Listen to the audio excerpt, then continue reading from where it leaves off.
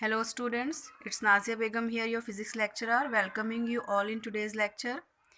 Today we will discuss action of sharp points. Okay, so first of all let us discuss that when the conductor in which we are giving charge is a spherical conductor. Okay, the shape is spherical.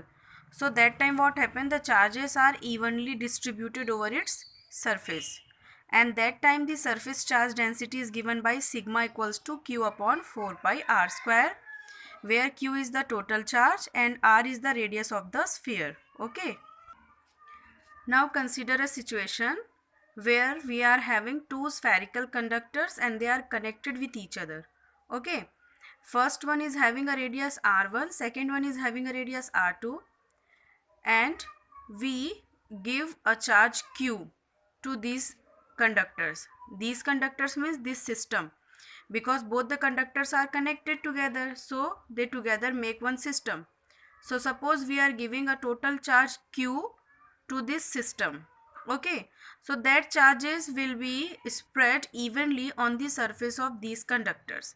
So now, since the potential on their surface will have the same value, so when we have to find out the potential difference, that will be q1 upon 4 pi epsilon naught r1 and q2 upon 4 pi epsilon naught r2, and because this potential on their surface is same, so that's why they both are same here. Okay, now we all know that q1 plus q2 equals to q, where q1 is the charge on first sphere, q2 is the charge on second sphere, and the total charge of both the sphere, that means the total charge of the system, is capital Q. Now in place of q1 we will put formula in form of surface charge density and area. So q1 equals to sigma 1 into 4 pi r1 square and q2 equals to sigma 2 into 4 pi r2 square. Now 4 pi will cancel, 1 r1 will get cancelled with r1.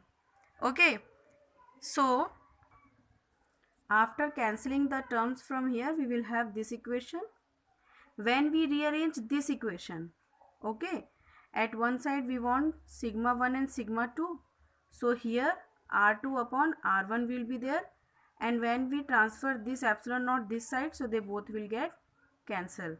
So after solving this equation, after rearranging this one, we will have this equation. Okay, sigma 1 upon sigma 2 will be there.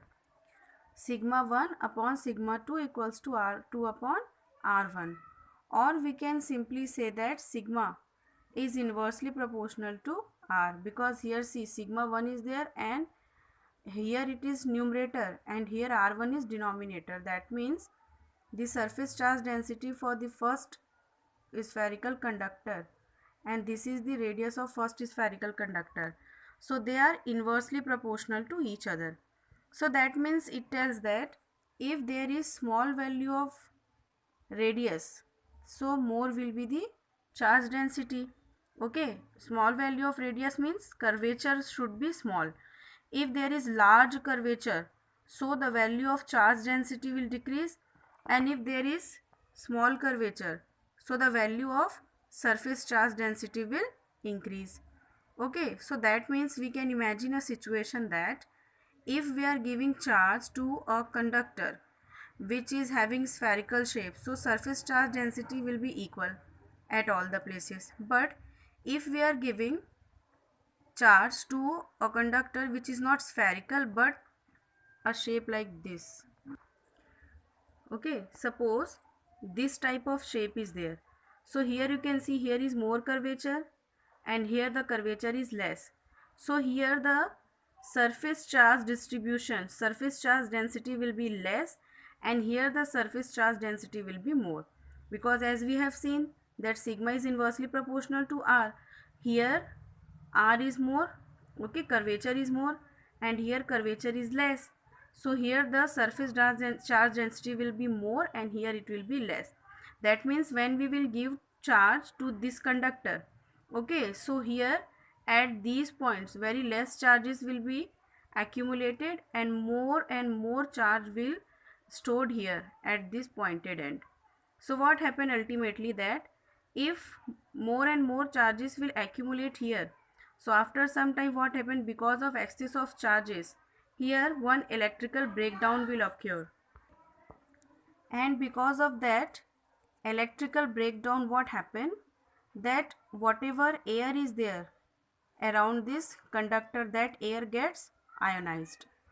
Okay. So this is about the action of sharp points. And here you can see E is inversely proportional to sigma. Okay. That means electric field is directly proportional to the surface charge density. As we already know that electric field is inversely proportional to R and surface charge density is also inversely proportional to R.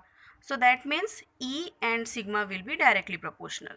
The more the surface charge density, the more will be the electric field. Okay.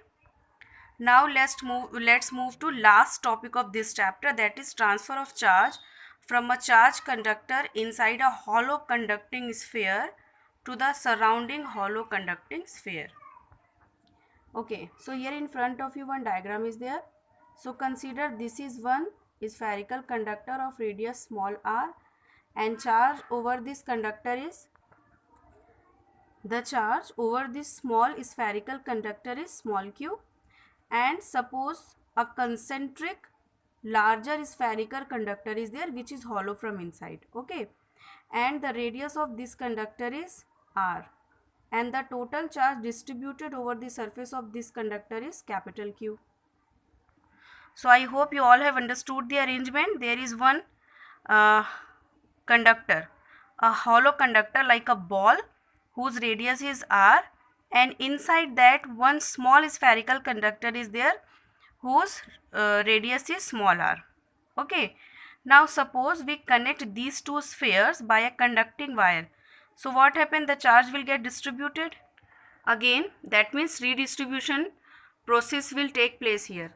Now suppose the potential due to charge Q on the outer sphere is this much. Okay, on the outer sphere, that means the big one spherical conductor, this is the total potential, and for small spherical conductor this is the total potential. Okay, this is because of charge Q, this small q, and radius small r, this one for the small spherical conductor. Okay, so that means the total potential on surface of inner sphere it will be addition of both, and for outer sphere also it will be addition of both. Okay, now one thing you can see, one difference is there when we are taking it for inner sphere. See here, Q is the charge and R is the radius for inner sphere, and capital Q is the charge and R is the radius for outer sphere. So because we consider that in a spherical conductor the whole charges are accumulated at center, that means the whole charge is working from the center.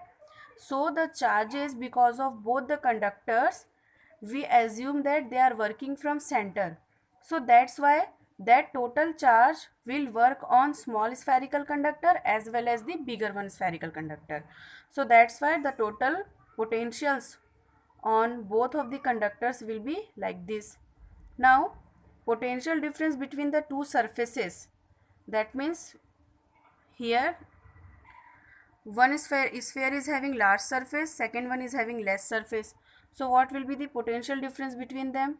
It will be del V equals to V1 minus V2.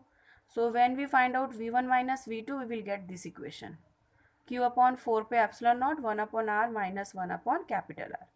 Now if del V is positive, that means V1 minus V2 is positive. So what it implies, shows that V1 is greater than V2. That means the charge will therefore transfer from inner sphere to outer sphere. Okay, the value of del V, if it is positive or negative, that only tells us the direction of transfer of charges. If del V is positive, the charge will transfer from inner sphere to outer sphere, and if del V is negative, the charges will transfer from outer sphere to inner sphere. So this is it for this chapter. Now let's see you after the pre-midterm examination, and where we will start the next chapter. Till then, goodbye, take care, do some productive work and be prepared nicely for the pre-midterm examination.